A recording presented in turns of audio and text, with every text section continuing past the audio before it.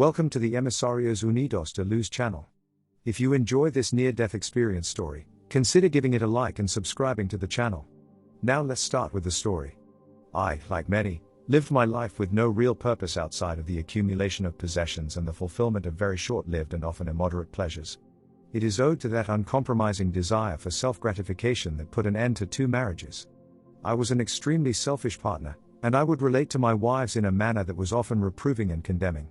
To me, women were the weakest sex because they believed in something called love, and it was their belief in love that made them vulnerable to manipulation with lies and insincerity. For whatever reason I decided to marry those women, I'm certain that it wasn't for love since I never felt or experienced love in those 40+ years of my life. I didn't even care to feign gestures of affection, and to even suggest such a thing would have been an affront to my ideas about masculinity and what it was to be a man.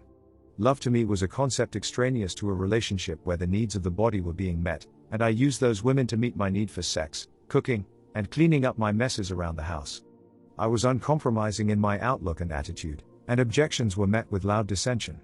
Back then, I would only have conversations with men because I found that men were easier to understand, although I would only give time to those men whom I considered intelligent and manly and those whom I could use to my advantage. I would then turn around and betray those individuals because it was my belief that to conduct oneself in such a manner was the prerogative of men. I didn't care that there were people in the world who were suffering, as long as I wasn't one of them. I watched the news on television as a vehicle to project and inflame my own anger, hatred, and feelings of despondency.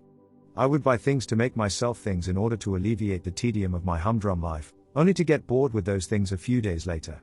I would refuse to do any introspection on the patterns of my life or the self-reflection that is necessary to culminate in a life of true happiness and fulfillment. On that fateful day of my NDE, I was driving home when my car collided with another vehicle at an intersection, rendering me unconscious as a consequence. I remember drifting in and out of consciousness in the back of the ambulance and the doctors talking about me at the hospital. I remember looking down at my body from my position above, and I was aware at that moment that I was on a different plane of existence. I was aware that my spirit was leaving my body before being suddenly drawn away from it at an incredible speed. As I traveled, I remember being surrounded by a profusion of colored light. The colors seemed to blend together as my speed increased, until I found myself traveling through a tunnel of blinding white light. It was a truly beautiful and magnificent experience, and for the first time in my life, I didn't feel angry, and I felt free and unencumbered. During my experience, I visited worlds populated by a variety of life forms and civilizations and whose skies were uniquely colored. I received the knowledge that my past lives were very different from my present life, and I had the recurring thought that my attitude towards life might have been very different if I had known about the boundless beauty and about the abundance of sentient and intelligent life forms that exist within the vast universe. It was then that my voyage through the vast universe suddenly came to an end, and I arrived in a realm where I was surrounded by orange and golden light. In that plane of consciousness, I experienced an uncanny transformation of being, and in that form of being, I experienced a heightened awareness of my own feelings. I received the knowledge that in Earth's future, we will not need to vocalize our thoughts in order to communicate, but rather we will communicate via the transference of feeling. In that realm or plane of existence, I saw all kinds of spirit life forms, some of which I was able to identify with and quite a few that I could not. That place, that realm, was suffused with absolute peace, and for the first time in my life, I experienced complete fulfillment as an intensely powerful, unconditional love pervaded and surrounded my being. That love was so gratifying, I felt no need for anything else. I desired nothing but to remain in that realm for all eternity. I cannot say how much time passed in that realm because time no longer held any meaning, but at some point I began to feel the outpouring of love from a highly evolved spirit as that spirit approached me. I felt the powerful love and compassion of that spirit as its essence enveloped, permeated, and filled my being. Telepathically, he communicated to me details about my many past lives before asking me questions about my current life. "Do you know why you are currently experiencing this life interlude?" the evolved being asked. "Honestly, no," I replied. "You have lived many lives filled with anger, aggression, and hate. You are so stubborn about change that you need to experience that realm of love so that you awaken to the realization that unconditional love is the powerful force behind the creation of the universe, a universe whose beauty is a reflection of that unconditional love made manifest by a creator whose nature is that love," the being explained. "Why is it that you hate and hurt so many people?" he asked. "Like many others, I see the world as a place of chaos and a place where only the most ruthless survive.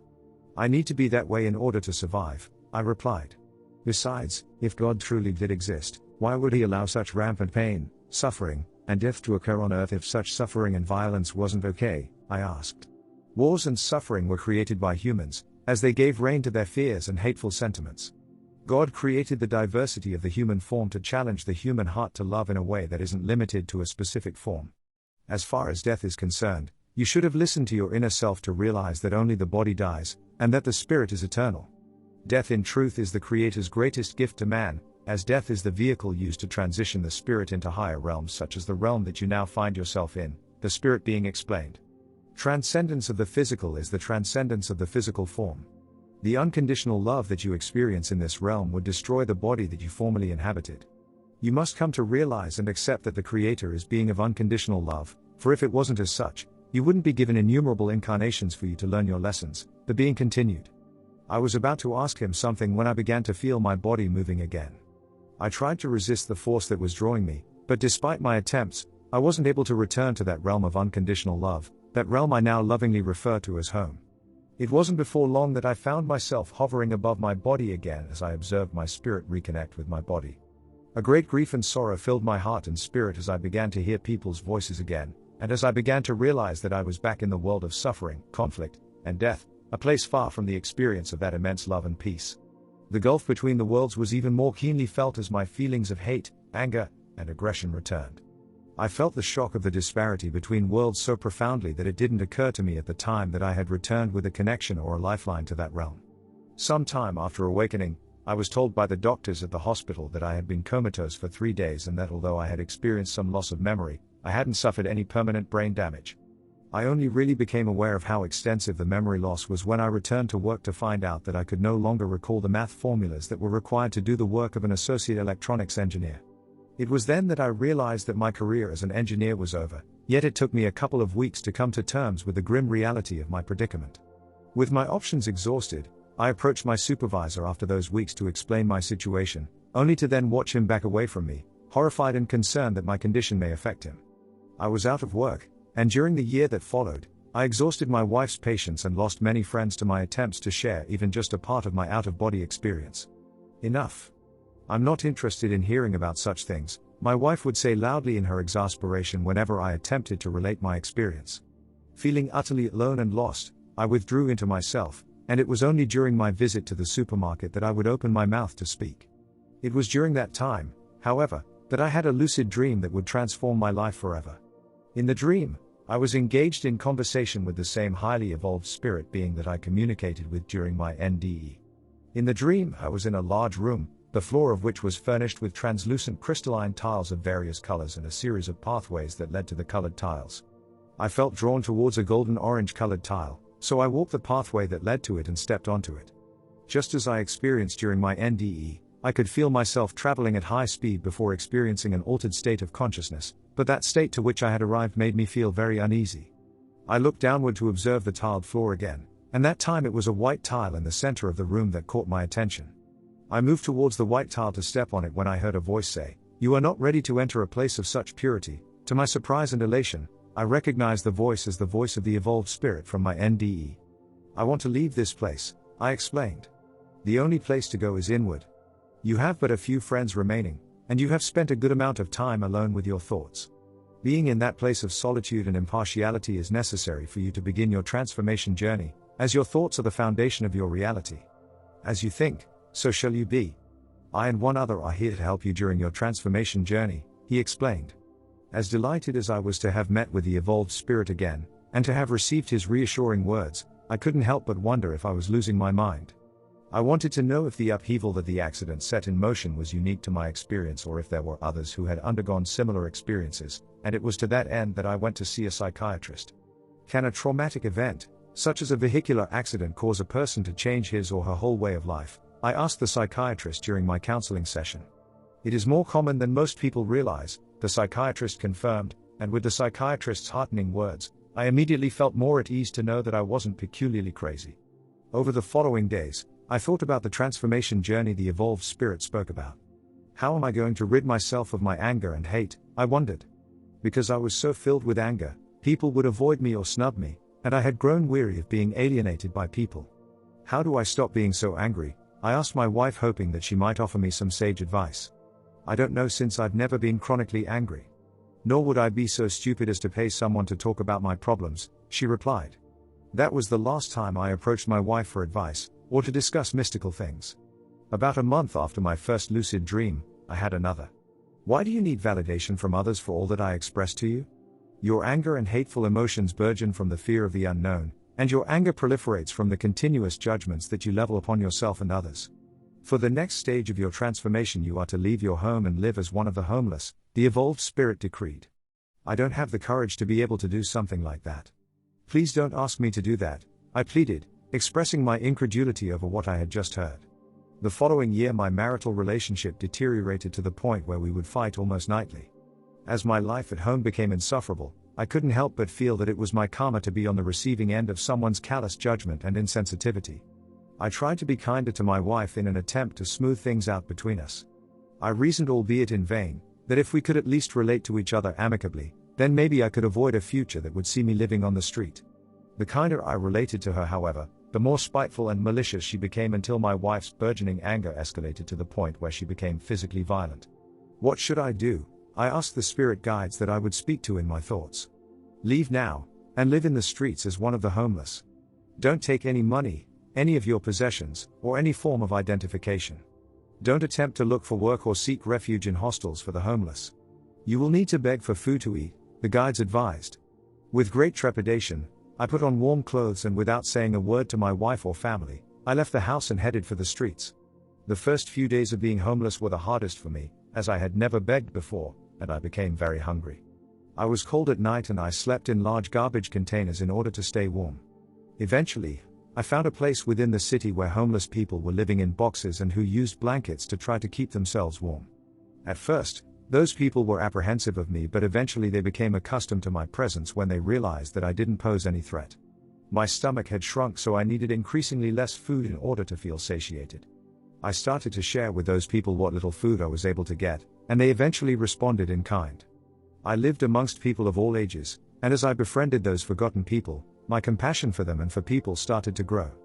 I used to believe that homeless people were a cruel, violent, and usually drug-addicted species from another planet, but after having spent some time living on the street, I realized how wrong I was. I found that most of those people were meek, and that many of them had been victims of someone else's violence. One night, we were approached by two men brandishing knives, men who intended to steal from us. Having served in the army, I was confident in my ability to defend myself, and I was not about to let them hurt those of whom I considered to be my family. When I stepped forward, it didn't occur to me why they suddenly ran away until I turned to see my family gathered behind me with fashioned weapons raised and ready to fight. It was that night, however, that I had another lucid dream, and in the dream I watched as the outline of a human form appeared before me. I watched as tiny sparks of a beautiful bright light enveloped that being, and I saw the greatest concentration of those light sparks where the feet of the being made contact with the ground. I asked the guides present in my dream what it was that I was seeing. You have learned to feel compassion for other people. What you see before you is the exchange of compassion and love energy between the human form and the planet, which itself is a living entity. That exchange of spirit between the human form and the other life forms on the planet is as the Creator intended, the guides explained. As I watched the exchange of energy, I realized that through our loving and compassionate action, we are returning to the world the abundance that the world bestows upon us. I realized that everything that I had accumulated during my life were things I bought to impress someone else, and that I used them as a means to elevate my sense of self-worth. Living without those things, and living on the street and having to beg effectively diminished my ego. What was amazing to me was that I didn't miss those things in the least, nor did I feel that I was a lesser person for not having them. It's time to go back home to your wife, to help her through her suffering. Always consider her with kindness and compassion, no matter what she says, as her path to enlightenment is very different from yours. Your words will transform her, whether that transformation occurs in this life or in the next. You will eventually leave her, and although she won't understand why at first, eventually she will come to understand, for the gift that you and I bestow upon her will always be remembered, the guide explained. I was overcome with sadness after I awoke from the dream as I thought about leaving those people who had become my family, and I was very concerned about the safety of the children in particular. To the old me, it was absurd to me that a man would cry, however I did indeed cry when I explained to my family that I had to leave. I returned from my NDE with a heightened sensitivity to energy, so I was able to feel a darkness between my wife and I at that moment of our reunion. I found work within a couple of weeks of my return, and I could see things returning to normal, but my wife, who was once a loving person, had become an angry, embittered and sometimes violent person, and with each passing day it became increasingly obvious to me that we would never again be to each other what we used to be, or to appeal to each other in way we used to. As difficult as it was for me to accept that changed person, and to accept that we would never again experience that synergy that existed between us, I resolved to relate to her with patience and compassion, and especially in those moments of her heightened disquiet. As she lay in bed passed out drunk one evening, I heard the voices of the guides instructing me on how to heal her wounded hip, but I was told that I would need to have faith in order for the healing to take place. With my hands on her left hip, I concentrated on the voices of the guides for hours, and during that time my hands became extremely warm, and I could feel an exchange of energy between us. I knew that the laying on of hands was healing her, and it occurred to me as we exchanged energy, that the healing itself was the gift my guides spoke about during my lucid dream. As I observed my wife the following morning, it seemed as if a miracle had happened when I noticed that she was able to walk without a limp and without hip pain. 2 weeks later I was in Phoenix to settle the estate of a relative who died, and I became friendly with some of the people in the neighborhood. One day when I was walking with them, they were talking about a beautiful part of the desert which wasn't developed because of the lack of availability of water. It was at that moment that I began to receive communication from my guides, who were telling me the location of an underground river of water, deep within the earth. "What will you do with such knowledge?" my guides asked. "I will use the water to destroy the local development," I responded. "You are not yet ready for this gift, as it must not be used as a tool of destruction, and the desert is a gift from the Creator to all," the guides explained. Their explanation reminded me of the realm of compassion and unconditional love I experienced during my NDE, and it made me realize that my transformation journey was not yet over. I returned home to an angry and embittered wife who derived pleasure from provoking me, but in spite of her attempts, I was able to maintain my composure and resist the temptation to respond in kind. It was during that time that I had another lucid dream, and in that dream, I heard a feminine voice for the first time. "What is the greatest gift the Creator has bestowed upon us?" the voice asked. "You will need that gift in order to reach your final destination," the voice stated. After some reflection, I replied to that voice that the greatest gift from the Creator was love, and I realized at that moment that I had never experienced true love for a woman. "The greatest gift from the Creator is love," I replied. "Love is not about possessing, it is about letting flow that which is intrinsic to your being. Do not be afraid to let love flow from and flow freely to you, for there is someone who is waiting to share in the giving and receiving of that love with you," the voice explained. I went camping by a beautiful lake to be alone for a few days. The campground became filled with wasps one morning while I was eating from a box of breakfast cereal. I threw some of the cereal on the ground from the wasps to eat, but they didn't seem interested. I felt irritated by the presence of the wasps and agitated that they would not leave me alone. "You should have learned patience and the method of drawing peace into your life by now. Be still and fearless as you hold the food in your outstretched hand," I heard a voice say. It took me a few minutes to summon the courage before I slowly extended a hand that held an offering of food. I watched as the wasps landed on my hand to eat the cereal, and in that moment, I felt a great peace fill my entire being. As the wasps covered every part of my hand, I sensed that their peaceful state was inspired by my peace. The camping trip turned out to be a peaceful one as I listened to the voices of my guides and the humming of the wasps.